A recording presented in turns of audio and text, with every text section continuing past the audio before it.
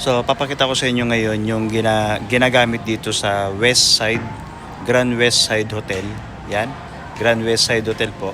Kasi every Saturday at mayroong ibang araw na may performer po dito. Duo, ibig sabihin dalawa, isang gitarista at isang singer. So, papakita ko sa inyo yung ginamit nilang mga unit or yung mga audio equipment nila. Panoorin po ninyo to. Simpleng setup lang, no? Duo. So, dalawa lang sila kaya duo. Duo. So, isang singer, then isang guitarist. Last, ano na nila. So, gumamit sila ng powered speaker. So, powered. Pag sinabing powered speaker, hindi nyo po ito kailangan ng amplifier, no? So, Johnny Luha, paano mo nasabing powered dyan? Okay? So, tingnan natin yan, likod nito. Okay, ito po yung pinakalikod niya. Yan. Pag sinabing powered, ayan, meron siyang mga pihitan po dyan sa likod. Andyan na yung mic. Ayan, may mga microphone input. Para kung hindi ako nagkakamali, dalawa. Tapos isang output. Pwede kasi kayo mag-link doon. So dahil naka-stereo yan, nakakonect yan dito sa ating audio mixer. So ang ginawa, okay. So ayan, nakamono na nga lang. Minono na lang yata, oh. Kasi single lang eh. Yung ginamit po sa audio mixer ay output, yung left lang. Tapos ito siguro ay nilink. Okay? So nakalink lang yan. Ang ganda nito. Ang ganda ng speaker na yan. Powered. Yan ang kagandahan kasi pag naka-powered ka, wala ka na masyadong marami pang bitbitin. Walang marami sinisetup. Yung ginagamit ng audio mixer, then naka-wireless, syempre wireless mic. Meron dalawang ilaw. Ayan.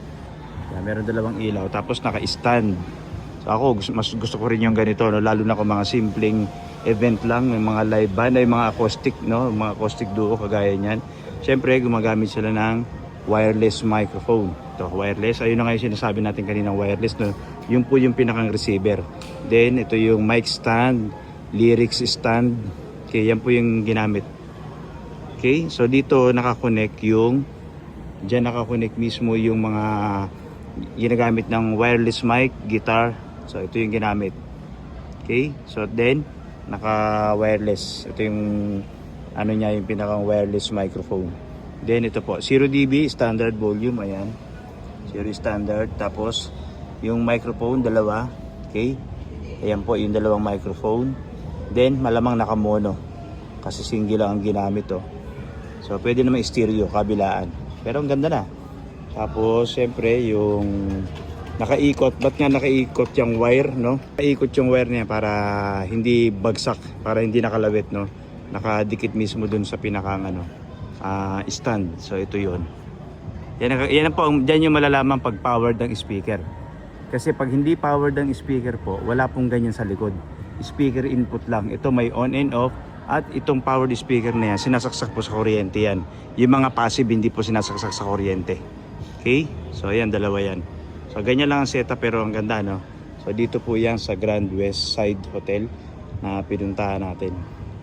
Kung meron ka lang ganito sa bahay, no? Halimbawa, meron ka lang dalawang powered speaker, dalawang stand, tapos dalawang microphone wireless, o may ilaw, tapos dyan na kayo nakakonect. Yung cellphone ninyo, tablet, laptop, smart TV ninyo, dyan nakakonect sa audio mixer.